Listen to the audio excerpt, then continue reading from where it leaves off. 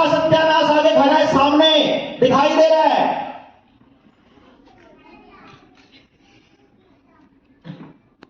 इसलिए इस पे चर्चा करनी पड़ती है, इसलिए अपने जीवन के सारे काम छोड़े मैंने वो जो कलंक बोला, मैंने कोड होता है कोचिंग सेंटर, क्योंकि इसमें हम एक दूसरे बच्चे को दूसरे बच्चे से लड़ना सिखा रहे हैं, उससे आगे भागना सिखा रहे हैं, को एग्जिस्टेंस की पूरी भावना खत्म कर दी। मैं और आपसे आगे निकल के जाऊंगा कहां, मेरा बच्चा जाएगा कहां? यहां अगर पड़ोस में नशेड़ी होंगे, अगर दारू पीने वाले होंगे, रेपिस्ट होंगे, आपका बच्चा 24 घंटे आपके मोबाइल पर बंदूकें चला रहा है, या 3 पत्ती खेल रहा है, या जुआ खेल रहा है, या अश्लील वीडियो देख रहा है। 24 घंटे आपका बच्चा बर्बाद होने के लिए तैयार किया था, और ये प्लानिंग से हो रहा है, माइंडेड, ये प्लानिंग से हो रहा है। इट्स ऑल प्लान्ड कि आपके बच्चे ऐसे हो जाएं। आप नौकरी वाले हो तो भी, आप सरकार में बैठे हो तो भी, आप नेता के बच्चे हो तो भी, आप कहीं हो, बड़ा जमींदार का बच्चा है कि गरीब का बच्चा, कोई फर्क नहीं पड़ रहा। मुझे तो अतिरिक्त पता कब आया, जब मेरे अखबार की कटिंग देख करके एक आदमी मेरे पास अपने बच्चे को पढ़ाने के लिए आया। मैं पढ़ाने का मेरा एक तरीका रहता है, मैंने पिछले 20-22 साल में जितने भी बच्चों को पढ़ाया, मेरी कंडीशन ये होती थी, मैं एवरेज और अबव एवरेज बच्चे को नहीं पढ़ाऊंगा, मैं उसको ही पढ़ाऊंगा जिससे बाकी सब हाथ जोड़ चुके हैं कि भाई इसके बस का कुछ नहीं है, वो मेरे को दो, मैं दिखाऊंगा तुमको ये कितना बड़ा जीनियस है। वो बंदा जब मेरे पेमेंट के 50,000 रुपए देकर गया मुझे, और मुझे बोलता डॉक्टर साहब बाकी के ना आपको हफ्ते 10 दिन में दे दूंगा। मैंने कहा कोई बात नहीं, दे देना। और जब वो जाने लगे नीचे, मैं भी नीचे उतरा, तो मैंने देखा वो साइकिल पर जा रहे हैं, पुराने वाला साइकिल। एक तो होता है आदमी शौक में साइकिल पर जा रहा हो, एक मजबूरी वाला साइकिल पता चल जाता है। तो मैंने उनको रोक लिया, नाम नहीं लूंगा मैं, लेकिन मैंने उनका नाम लेकर के बोला कि आप क्या करते हो? उसने बोला कि मैं एक फैक्ट्री में काम करता हूं। कितनी सैलरी है आपकी? उसने बोला सैलरी तो 12,000 है, कट कटा के 8 या 10 मिलते हैं, अभी लोन एक और ले लिया तो 8 मिलते हैं। आप मेरी फीस कैसे देंगे इतनी सारी फीस? तो वो बोलता है कि जी मैंने 70 गज का 75 गज का मकान बना रखा है, तो मैंने बयाना दे दिया है और मैं उसको बेच के आपकी फीस दूंगा। तो मुझे एक बात समझ में आई कि ये आदमी है ना, ये अपना पूरी जिंदगी की कमाई मुझे देने को तैयार है, क्योंकि इसे मेरे ऊपर भरोसा है कि ये आदमी मेरे बच्चे को रास्ते पे दिखला सकता है, कि कुछ भी करने को तैयार है अपने बच्चे के लिए। और एक तरफ एक और माँ बाप था जो मुझे उसने हिला दिया, उस मतलब बंदे ने, मैं अंदर से मतलब ये लगा कि तू पाप कर रहा है, मतलब इससे फीस लेकर के। तो मैंने उसे अंदर बुलाया, पहले तो मैंने अंदर बुला करके, मेरे अंदर ये कुछ टूटा एकदम अचानक से, और मैंने उसको बुला करके, मैंने ड्रॉअर में से पैसे जो उसने मुझे दिए थे, मैंने वो उससे उल्टे पकड़ाए, जेब में से निकाल के, जो मुझसे पहले देकर गया था अपने बच्चे का एनालिसिस कराने के लिए, काउंसलिंग के लिए जो पैसे देकर गया था, मैंने वो भी उसको उल्टे दिए। मैंने कहा भाई तेरा, अगर मैं पढ़ाऊंगा तो तेरा बच्चा पक्का पढ़ेगा, लेकिन अब तुझे मकान बेचने की जरूरत नहीं है, लेकिन मुझे कुछ तय करना है, अब मैं इसे छोड़ना है। तो मैं जब वो फॉर्म देख रहा हूं ना उन बच्चों के, तो वो एक बच्चे का ड्यूल कैरेक्टर लिखा मिलता है। मैंने उसको फोन कर लिया, अमन से बात कराना, उसके पापा ने बात कराई। तो मैंने कहा अमन तुमने ये 2 लाइनें क्यों लिखी है? तो मुझे बोलता है जी रास्ते में गाड़ी में मेरे पापा मुझे कह के लाए थे कि थोड़ा ध्यान रखियो, गलत करके आइयो जो भी सर लिखवाएं, क्योंकि सर अच्छे बच्चों को नहीं लेते हैं, सिर्फ नकम्मे बच्चों को लेते हैं। तो माँ बाप मेरे सेंटर को नंबरों का ही दुकान समझ रहे हैं। मतलब मैं तो क्रांतिकारी बन रहा हूं कि मैं बच्चों को बदल रहा हूं, और ये तो नंबरों की दुकान चाहिए इनको। तो इनको अपने बच्चे से कुछ नहीं चाहिए, ये तो पैसा पूरा करने के चक्कर में है अपने बच्चे से। तो मुझे रियलाइज हो गया, अब मुझे बंद करना है। अब मैं पढ़ाऊंगा नहीं, बल्कि हर माँ बाप को यह सिखाऊंगा कि आपको अपना बच्चा कैसे पढ़ाना है, तब मैं गाँव में। क्योंकि शहर के आदमी की तो दिक्कत है। शहर का आदमी कौन है मालूम है? मैं शहर का आदमी हूं।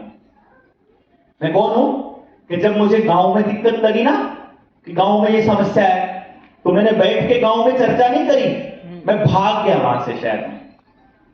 मैं भाग आया, यहां कुछ नहीं रखा, शहर में चलते हैं। और मैं शहर में आके बसा और मैंने वापस गांव को आज तक कुछ वापस दिया ही नहीं, सब लूट के। मतलब मैं जब पढ़ा ना, अपनी जिंदगी के जो असली जो जीवन मैंने जिया वो गांव में जिया, सारा खाया गांव से, गांव ने सारे ने कर करके मुझे पाला। और जब वापस गांव को देने की बारी आई तो मैं शहर आ गया। मतलब अब मैं कमा कमा के पैसा शहर को दे रहा हूं, पेट्रोल वालों को, कंपनी वालों को, गैस वालों को, फलाने वाले को, ढिमके वाले, लेकिन किसी को भी दे रहा हूं, कंपनी को दे रहा हूं, गांव को नहीं दे रहा हूं मैं वापस पैसा। तो गांव खोखले हो गए और गांव का आदमी जो जो मतलबी था सब गांव छोड़कर भाग गए। अब वो पलायनवादी सोच के लोग हैं। इसलिए मैंने सोचा कि ये पलायनवादी लोग हैं ना जो शहर वाले, ये तो पैसे से खरीद लेंगे सब कुछ।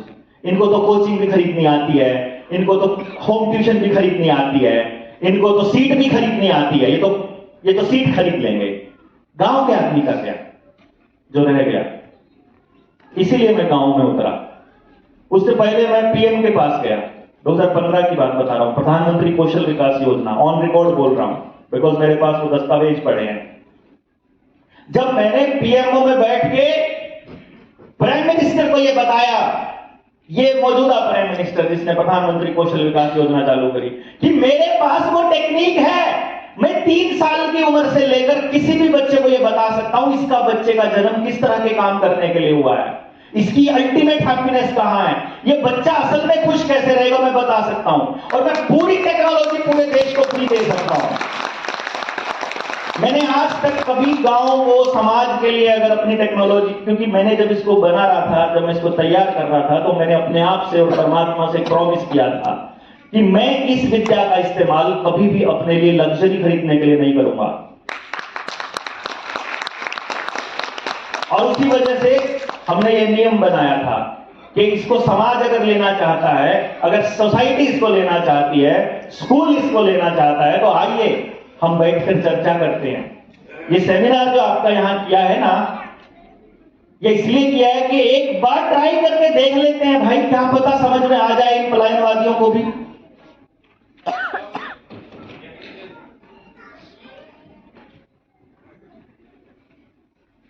ये सोचा कि लेट अस ट्राई करने में क्या जाता है। जब 2015 से पहले की बात बताऊं, जब मैंने बंद किया पढ़ाना, प्राइवेट स्कूल में अगर किसी प्राइवेट स्कूल के स्टेज पर चढ़ता था तो स्कूल पर चढ़ने का मैं 3.5 लाख रुपए चार्ज करता था। आज यहां आपको बताने के लिए अपनी जेब से पैसा खर्च किया इन साथियों ने। उन्होंने कहा नहीं डॉक्टर साहब हमको करना है। मैंने कहा मेरे पास पैसे नहीं है इसके लिए। तो हमारे साथी हैं, बलजिंदर है, अमित जी हैं, और दूसरी टीम के देवेंद्र जी हैं, इन सारे लोगों ने, उन्होंने बोला हम करेंगे पैसा खर्च, आप करिए, ट्राई करिए, देखते हैं ट्राई करके, चलो देख लेते हैं। इन्होंने इतनी सारी कोशिश करी, आप सब लोगों को यहां बुलाया। वहां पे बाहर ना दान पेटी रखी हुई है हमने। किसी को लगता हो ये सारा खर्चा इन लोगों ने किया, मेरा एक पैसा नहीं लगा, सही बताऊं, लेकिन ये भी हजारों में बना होगा, ये भी सारी चीजें इतनी खर्चे में आई होगी, क्या मुझे नहीं, आई डोंट नो कैसे किया इन लोगों ने। लेकिन इन्होंने मुझे कहा कि आप चर्चा कीजिए, हम करते हैं।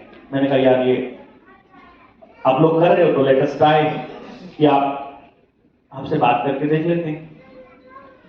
क्योंकि जब तक समाज की सोच नहीं बदलेगी हालात नहीं बदलेंगे। हालात बदलने के लिए पहले आपको यह मानना पड़ेगा कि जिस रास्ते पर भी आपके बच्चे का स्कूल है वो रास्ता गलत है, समाज जिस रास्ते पर है वो गलत है। 40 के 40 बच्चे जो आपके बच्चे की क्लास में हैं, यूनिक हैं, अद्भुत हैं, अद्वितीय हैं, परमात्मा का रूप है। आपको उनके परमात्मा को निखारना पड़ेगा। आपके पास ऑप्शन नहीं है।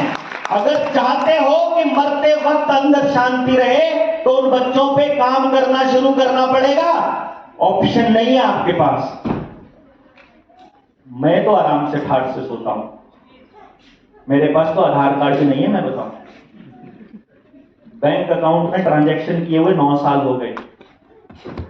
मैं अपना जीवन कट रहा है अपना आराम से। गैस का कनेक्शन भी नहीं है मेरे नाम पे, तो समाज से ही लेता हूं, कोई कागज नहीं है अपने नाम पे। और आप सोचिए, हम पूरा दिन 24 घंटे गांव गांव जाकर हम बता रहे हैं कि आपके बच्चे के हाथ में मोबाइल पकड़ाना ये प्लान है, आपके जंगल काटना प्लान है, आपको गांव से विस्थापित करना प्लानिंग का हिस्सा है, आपको अपनी जड़ों से काटना प्लानिंग का हिस्सा है, आपके परिवार को तोड़ना, टेलीविजन के जरिए आपके अंदर जहर डालना। वृद्धाश्रम पहले टीवी पर आया, फिर समाज में आया।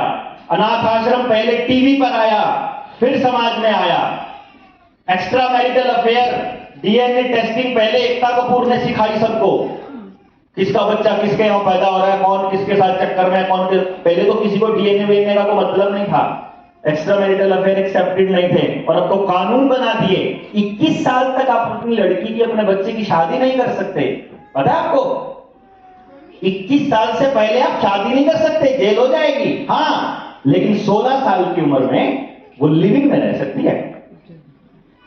और अगर इस दौरान प्रेग्नेंट हो जाए, समाज से डरती हो, तो अबॉर्शन कराए और अपना शरीर खराब करे। और अगर ना डरती हो और अगर खुल के लड़ सकती हो, जैसे क्या कहना वाली फिल्म में प्रीति जिंटा समझाती है ना, वो बताती है कि हम अपने बच्चा अकेला पैदा करेंगे, मैं हिम्मत वाली लड़की हूं, और वो अकेली हिम्मत वाली लड़की पैदा करती है, तो समाज नहीं, सरकार हर जिले में बच्चे पालने के केंद्र बना रही है कि नाजायज बच्चों के लिए हम देंगे तुमको सुविधा। लिविंग में 5 साल रह सकती है, बच्चे भी पैदा कर सकती है, सरकार संभालेगी। और ये प्लानिंग से हो रहा है। आपके गांव का, जिसको छोड़कर आप शहर में आए थे ना, आज अगर हालत देखोगे, 99.9% किसान की जमीन बैंकों में कर्जे पर पड़ी है। और आप जितने लोग बैठे हो ना, मैं गारंटी से कहता हूं, मोस्ट ऑफ द पीपल जिनका अपना घर है, अपनी गाड़ी है, सब कर्जे पर है। और पूरी जिंदगी को सुबह से लेकर शाम तक ईएमआई उतारने में लगे पड़े हो, और पूरे घर में माहौल क्या है आपका, सिर्फ उस बच्चे के करियर को लेकर चिंतित हो, क्योंकि आप अकेले चिंतित हो, समाज के साथ बैठकर चर्चा नहीं। मेरा जो सबसे बड़ा सेमिनार है वो अभी तक का 9 घंटे का रहा है। अभी कितना टाइम हुआ है? 9 घंटे का सेमिनार रहा है। 9 घंटे में भी बात पूरी नहीं हो पाती। तो आखिर में हम फिर पेरेंट्स को ट्रांसफर करते हैं अपनी ट्रेनिंग की तरफ, जिस ट्रेनिंग में